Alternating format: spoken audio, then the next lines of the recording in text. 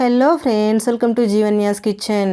Friends, இன்றைக்கி நம்ம எப்பவும் செய்கிற மாதிரி பருப்பு போலி, தேங்காய் போலின்னு செய்யாமல் ரொம்ப டிஃப்ரெண்ட்டான முறையில் ரொம்பவே டேஸ்டியான ஒரு போலி ரெசிபி செய்ய போகிறோம். இது சாப்பிட்றதுக்கு டேஸ்ட்டாக மட்டும் இல்லைங்க, செஞ்சு எவ்வளோ நேரம் ஆனாலும் அப்படியே சாஃப்டாகவே இருக்கும். செய்கிறதும் ரொம்ப ஈஸி தான். இது எப்படி செய்கிறதுங்கிறத பார்க்குறதுக்கு முன்னாடி நம்ம சேனல் ஜீவன்யாஸ் கிச்சனை மறக்காமல் சப்ஸ்கிரைப் பண்ணி பக்கத்தில் இருக்க பெல் சிம்பிளையும் கிளிக் பண்ணிக்கோங்க. ஃபஸ்ட்டு இதுக்கு மேல் மாவு ரெடி பண்ணிக்கலாம். அதுக்கு ஒரு பாத்திரம் எடுத்துகிட்டு அதில் 250 ml கப்பால் 1.5 கப் அளவுக்கு மைதா மாவு சேர்த்துக்கோங்க. கூடவே 1/4 டீஸ்பூன் மஞ்சள் தூள், 1/4 டீஸ்பூன் உப்பு, 1 டீஸ்பூன் அளவுக்கு நெய் சேர்த்துக்கோங்க. சேர்த்துட்டு ஃபஸ்ட்டு இது எல்லாத்தையும் நல்லா கலந்துக்கோங்க. நம்ம சேர்த்துருக்கக்கூடிய நெய், மாவு எல்லாமே நல்லா ஒன்று சேர்ந்து வரணும். நல்லா கலந்ததுக்கப்புறமா இதில் கொஞ்சமாக தண்ணியை சேர்த்துட்டு இதை நல்லா சாஃப்டாக பிசைஞ்சு எடுத்துக்கோங்க. தண்ணி ஒரேடியாக சேர்த்துறாதீங்க, கொஞ்சமாக சேர்த்துட்டு நம்ம சப்பாத்திக்கு மாவு பிசைவோம் இல்லைங்களா, அதை விட கொஞ்சம் சாஃப்டாக இலகுவாக இருக்கிற மாதிரி பிசைஞ்சு எடுத்துக்கோங்க, சரியாக இருக்கும். பாருங்கள், மாவு நல்லா சாஃப்டாக பிசைஞ்சாச்சு. இந்தளவுக்கு நல்லா சாஃப்டாக இருக்க மாதிரி பிசைஞ்சிக்கோங்க. இப்போ இதில் கொஞ்சமாக நான் நெய் தடவிக்கிறேன். நெய் பிடிக்கல அப்படின்னா நீங்கள் எண்ணெய் கூட யூஸ் பண்ணிக்கலாம். அப்ளை பண்ணிவிட்டு இதை மூடி போட்டு ஒரு அரை மணி நேரத்துக்கு இதை அப்படியே வச்சுடுங்க. மாவு நமக்கு நல்லா ஊறட்டும். அதுக்குள்ளே இதுக்கு ஸ்டஃபிங் ரெடி பண்ணிக்கலாம். நம்ம இன்றைக்கி மாம்பழத்தில் தான் ஸ்டஃபிங் ரெடி பண்ண போகிறோம். அதுக்கு பாருங்கள், பெரிய சைஸில் நல்லா பழுத்த பழமாக 2 மாம்பழம் எடுத்திருக்கேன். இப்போது இந்த மாம்பழத்தோட அடிப்பகுதியை கட் பண்ணிவிடுங்க. முடிஞ்ச வரைக்கும் நல்லா இனிப்பாக இருக்கக்கூடிய பழமாக எடுத்துக்கோங்க, அப்போ தான் நமக்கு நல்லா டேஸ்ட்டாக இருக்கும். இப்போது இந்த மாம்பழத்தில் மேலே இருக்கக்கூடிய இந்த தோல் எல்லாத்தையும் சீவி எடுத்துருங்க. நமக்கு மாம்பழம் கணக்கு கிடையாது. இந்த மாம்பழத்தை தோல் சீவிட்டு அந்த ஃப்ளஷை மட்டும் கட் பண்ணிவிட்டு அதை தான் நம்ம அளக்க போகிறோம்.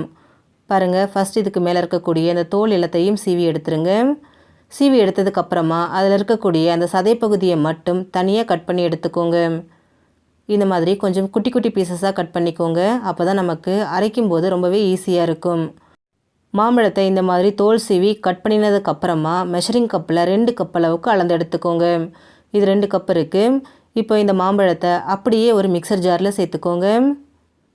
இது கூடவே ஒரு அரை கப் அளவுக்கு சர்க்கரை சேர்த்துக்கிறேன். நான் எடுத்த பழம் நல்லா இனிப்பாக இருந்ததுனால அரை கப் அளவுக்கு சேர்த்துக்கிறேன். நீங்கள் எடுக்கிற பழத்தோட இனிப்பை பொறுத்து அதுக்கு தகுந்த மாதிரி சர்க்கரை சேர்த்துட்டு நல்லா நைஸாக ஃபைன் பேஸ்ட்டாக அரைச்சிக்கோங்க. இப்போ இது அப்படியே இருக்கட்டும். இப்போது ஸ்டவ்வில் ஒரு பேன் வச்சுட்டு அதில் 1 டேபிள் ஸ்பூன் நெய் சேர்த்துக்கோங்க. நெய் உருகினதும் இதில் 1.5 கப் அளவுக்கு துருவின தேங்காய் சேர்த்துக்கோங்க. சேர்த்துட்டு இதை நல்லா வறுத்துக்கோங்க. தேங்காய் செவக்கணும் அப்படிங்கிற அவசியம் கிடையாது. தேங்காயில் இருக்கக்கூடிய அந்த ஈரப்பதம் முழுமையாக போகிற அளவுக்கு இதை வறுத்தெடுத்தால் போதும். பாருங்கள், தேங்காய் நல்லா வறுபட்டு அதோட ஈரத்தன்மை முழுமையாக போயிடுச்சு. ஆனால் கலர் கொஞ்சம் கூட மாறலை. இப்போ இது கூட நம்ம அரைச்சி வச்சுருக்கிற மாம்பழ விழுதை சேர்த்துக்கோங்க. சேர்த்துட்டு இதை நல்லா கலந்து கொடுங்க. அந்த மாம்பழத்தோட தண்ணி எல்லாம் நல்லா வற்றிட்டு நமக்கு நல்லா ட்ரையாக நல்லா ஒன்று சேர்ந்து வரணும். அது வரைக்கும் இதை குக் பண்ணிக்கோங்க. ஸ்டவ்வை மீடியம் ஃப்ளேமில் வச்சுட்டு அப்பப்போ இந்த மாதிரி கலந்துக்கிட்டே இருங்க. பாருங்கள், நம்ம சேர்த்த மாம்பழம் ஓரளவுக்கு நல்லா திக்காகி பேனில் ஒட்டாமல் பிரிய ஆரம்பிச்சிருச்சு பாருங்கள். இந்த ஸ்டேஜில் இதில் 1 டேபிள் ஸ்பூன் அளவுக்கு நெய் சேர்த்துக்கோங்க. கூடவே வாசனைக்காக அரை டீஸ்பூன் ஏலக்காய் பவுடரும் சேர்த்துக்கோங்க. சேர்த்துட்டு இதை திரும்பவும் கைவிடாமல் நல்லா கலந்துக்கிட்டே இருங்க. நல்லா வெந்து நல்லா திக்காகி வரட்டும். பாருங்கள், நம்ம சேர்த்த மாம்பழம் நல்லா வெந்து பேனில் ஒட்டாமல் நம்ம சேர்த்த நெய்யெல்லாம் பிரிய ஆரம்பிச்சிருச்சு பாருங்கள். நல்லா திக்காகி வந்திருக்கு. இந்தளவுக்கு நல்லா இதை குக் பண்ணிக்கோங்க. இப்போ ஸ்டவ் ஆஃப் பண்ணிக்கலாம். ஆஃப் பண்ணிவிட்டு இதை அப்படியே வச்சுடுங்க. இது முழுமையாக ஆறட்டும். நான் இன்றைக்கி போலி தட்டுறதுக்கு வாழை இலை எடுத்திருக்கேன். நீங்கள் இலைக்கு பதிலாக ஒரு பிளாஸ்டிக் கவர் இல்லைனாக்கா பட்டர் ஷீட் எடுத்துக்கோங்க. எடுத்துகிட்டு அதில் கொஞ்சமாக நெய் இல்லைன்னா ஆயில் அப்ளை பண்ணிக்கோங்க. இப்போ பாருங்கள், நம்ம பிசைஞ்சு வச்ச மாவும் நல்லா சாஃப்டாக ஊறி வந்திருக்கு. இப்போ இதிலேருந்து கொஞ்சமாக மாவு எடுத்துக்கோங்க. எடுத்துகிட்டு அதில் கொஞ்சம் கூட வெடிப்பு கீரல் இல்லாமல் நல்லா இதை கையில் வச்சு உருட்டிக்கோங்க. இப்போ நம்ம நெய் தடவி வச்சுருக்கிற வாழை இலையில் இதை சேர்த்துக்கோங்க. சேர்த்துட்டு இதை நல்லா இந்த மாதிரி ஸ்ப்ரெட் பண்ணி விடுங்க. ரொம்ப பெருசாக வரணுங்கிறது கிடையாது, ஓரளவுக்கு இந்த மாதிரி தட்டி விட்டால் போதும். இப்போ நம்ம ரெடி பண்ணி வச்சுருக்கோம் இல்லைங்களா மாம்பழ ஸ்டஃபிங், அதுவும் பாருங்கள் நல்லா ஆறி வந்திருக்கு. இப்போ இதிலேருந்து கொஞ்சமாக எடுத்துகிட்டு இதையும் நல்லா பால் மாதிரி உருட்டிக்கோங்க. இப்போ இந்த ஸ்டஃபிங்கை இதில் வச்சுக்கோங்க. வச்சுட்டு இதை க்ளோஸ் பண்ணிக்கோங்க. நான் கையில் எடுத்துகிட்டு அதுக்கப்புறமா க்ளோஸ் பண்ணிக்கிறேன். உங்களுக்கு வசதி எப்படியோ அதே மாதிரி பண்ணிக்கோங்க. பாருங்கள், எல்லா சைடில் இருந்தும் இந்த மாவை எடுத்து நல்லா க்ளோஸ் பண்ணிக்கோங்க. க்ளோஸ் பண்ணிவிட்டு எல்லாத்தையும் ஒன்று சேர்த்து நல்லா இந்த மாதிரி திருகி விட்டீங்க அப்படின்னா அதில் இருக்கக்கூடிய அந்த எக்ஸ்ட்ரா மாவெல்லாம் தனியாக வருது இல்லைங்களா, அதை கிள்ளி எடுத்துருங்க. எடுத்ததுக்கப்புறம் நல்லா க்ளோஸ் பண்ணிக்கோங்க. க்ளோஸ் பண்ணிவிட்டு இதை திரும்பவும் வச்சுட்டு கையாலேயே நல்லா இந்த மாதிரி தட்டி விடுங்க. தட்டும்போது எப்போவுமே நடுவில் இருந்து தட்டுங்க. அப்போ தான் நமக்கு எல்லா ஓரங்கள்லேயும் அந்த ஸ்டஃபிங் இருக்கும். ஓரத்தில் நீங்கள் தட்ட ஆரம்பிச்சிங்க அப்படின்னா சைட்லலாம் வெறும் மைதா மாவு மட்டும்தான் இருக்கும், ஸ்டஃபிங் நமக்கு இருக்கவே இருக்காது. அதனால் எப்போவுமே தட்டும்போது சென்டரில் இருந்து இந்த மாதிரி தட்டிக்கிட்டே வாங்க. உங்களுக்கு எவ்வளோ மெலிசாக வேணுமோ நீங்கள் அவ்வளோ மெலிசாக தட்டிக்கலாம். பாருங்கள், நல்லா மெல்லிசாக தட்டி எடுத்திருக்கேன்.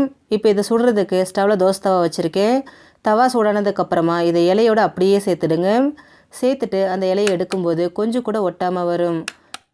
இப்போ இதுக்கு மேலே கொஞ்சமாக நெய் அப்ளை பண்ணிக்கோங்க. நெய் சேர்க்க பிடிக்காதவங்க ஆயில் அப்ளை பண்ணிக்கோங்க. சேர்த்துட்டு ஸ்டவ்வை மீடியம் ஃப்ளேமில் வச்சுட்டு இதை வேக விடுங்க.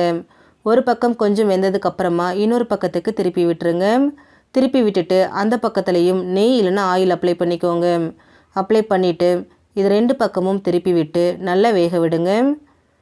ஸ்டவ்வை மீடியம் ஃப்ளேம்லேயே வச்சுட்டு வேக விடுங்க. அப்போ தான் நல்லா வெந்து வரும். பாருங்கள், 2 பக்கமும் நல்லா வெந்து வந்துருச்சு. இப்போ இதை எடுத்துட்டு இதே மாதிரியே மீதி இருக்கிற எல்லாத்தையும் நம்ம சுட்டு எடுத்துக்கலாம். அவ்வளோதான் ஃப்ரெண்ட்ஸ், நமக்கு ரொம்பவே டேஸ்டியான மாம்பழ போலி ரெடி ஆகிடுச்சு.